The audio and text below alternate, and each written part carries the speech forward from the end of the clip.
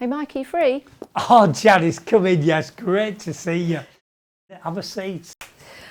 Hey Janice, Mike. great to see you. It's been a while now. Yeah, good to see you too, Mike. And thank you for doing coming in, blagging your way. But That's okay. Don't forget, there's no such thing as a free lunch. So you went round. Great. You I took did. the camera crew round with you. Yes. Thank you for that. That's all right. So what did you? So you obviously knew me for maybe 3 years beforehand. Yes. And never really spoke about production. What do you think? Well, do you know what, Mike? I'm absolutely amazed at the production. I had no idea. I don't know what I thought. But when I came here and I went into the first factory, it was that overwhelming wow factor. I had no idea the boxes were made in such a way. And then when I came to the second factory and saw how big it was, I mean, that really did blow me away. But also the fact that it's so environmentally friendly in the way that you put the boxes together. But I do have to ask you a question, because you make 20 million boxes a year. Yeah, ask me any question you want, Janice. I'm going to approach the elephant in the room, okay? Plastic.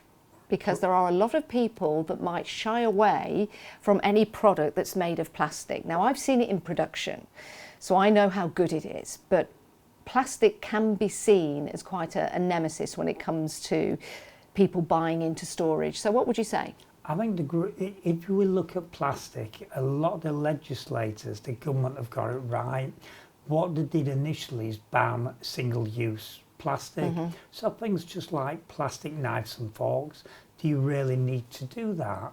But actually they didn't touch things like what we do, which is long-term storage. And if you imagine what plastic is the best material to make a plastic box, basically because you've seen how quick they're made, how little resources go into making them, and within less than a minute you've got a fully manufactured and usable box that is watertight, that is actually, it is easy to stack, it's also easy to use, and it's easy to carry large weights about.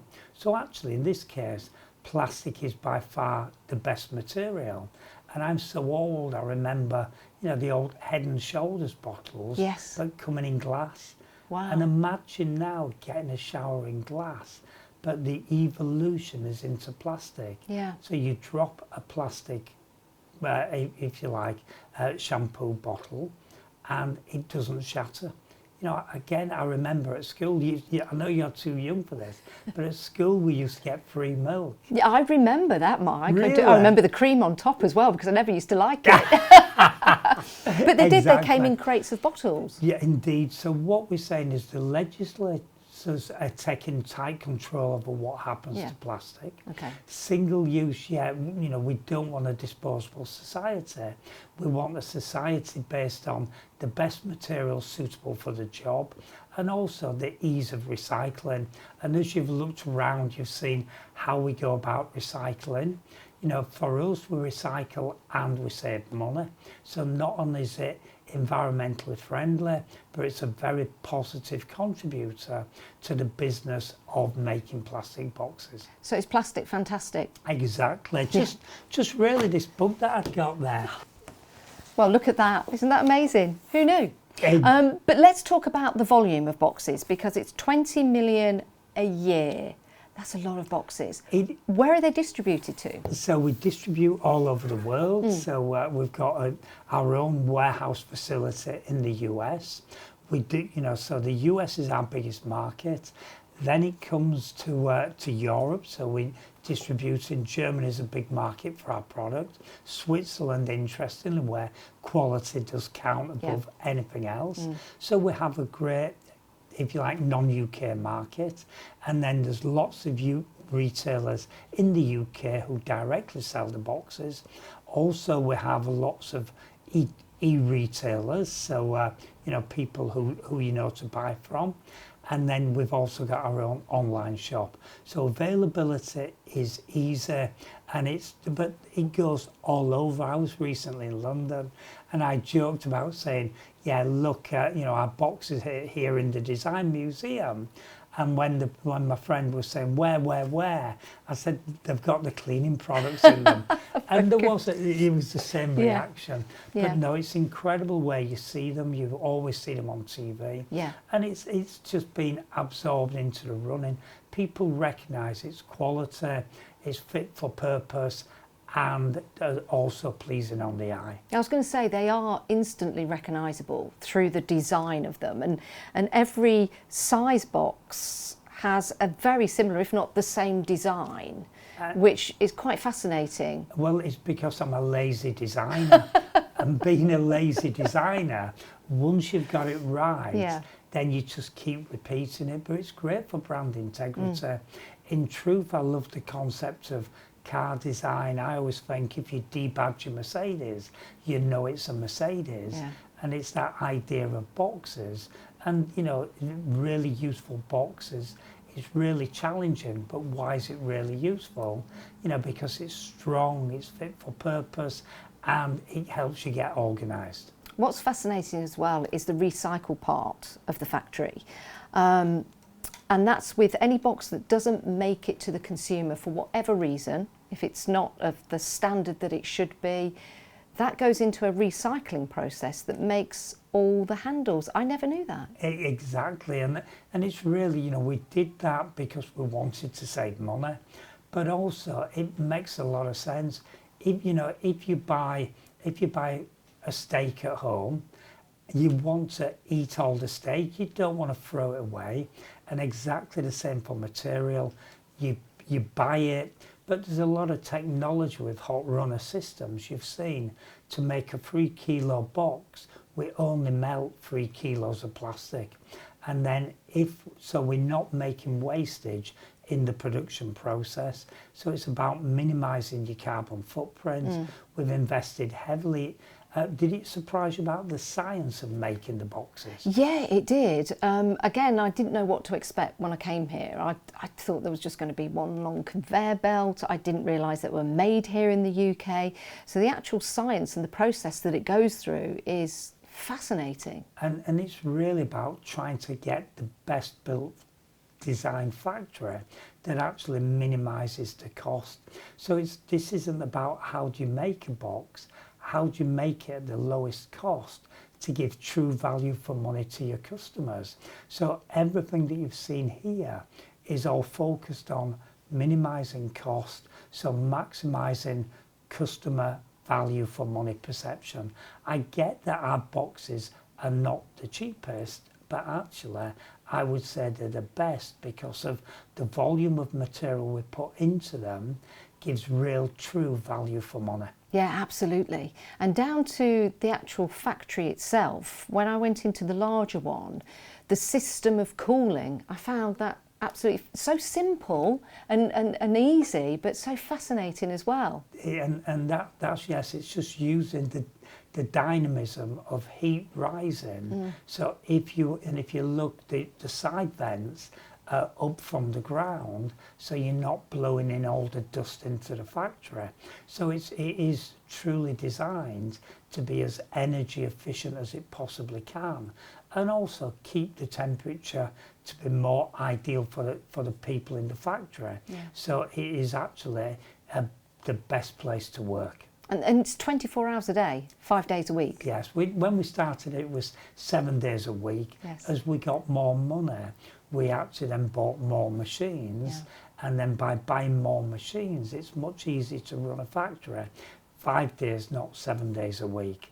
So yeah, but it brings 7 day a week manufacture, brings with its own problems, but we are a process industry, which means the process needs to be continuous to be truly efficient.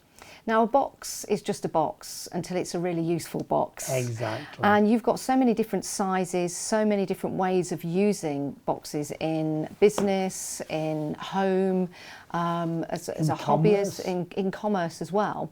But tell me a little bit about the story of how the boxes evolve. Where do they start? Is it in your mind? Is it in a designer's mind? Or is it a passing conversation? Well, ultimately, I'm the guy who finances it. So it's all those reasons. I have ideas, I put it through a filter. The filter is, is it a £1 million idea? And if it's, you know, if it's a small niche, small application, then, you know, it's very expensive on the tooling. So basically it comes from all over, people suggesting, people watching. Great example of we were selling the 4-litre box. A lady came to see me and said, Mike, I love your 4-litre. I want one to make scrapbooking. And I'm like, scrapbooking, what's that? And it's 12 by 12 inch paper. Yeah. Okay, so I mocked up a box, showed her it, said absolutely, and the product came. So yeah, as a designer, you've got to listen to what people want.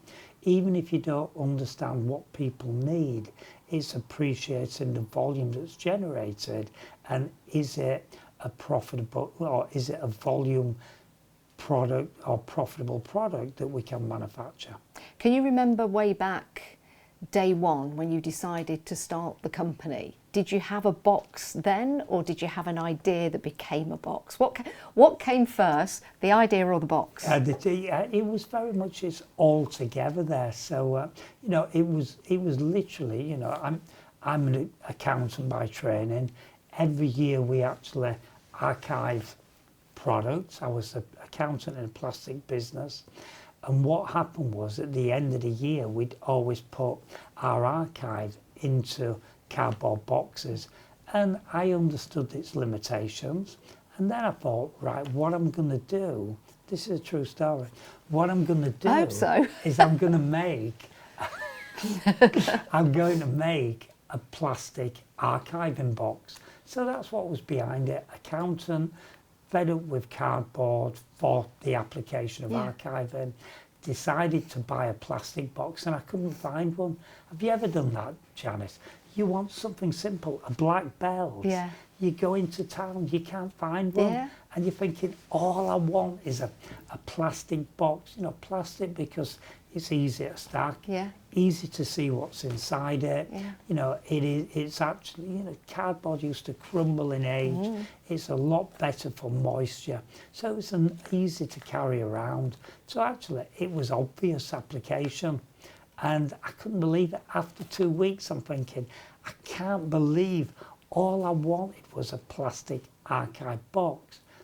And at that very moment, there was a loud crack of thunder, and I heard this voice, and it said, you will make it.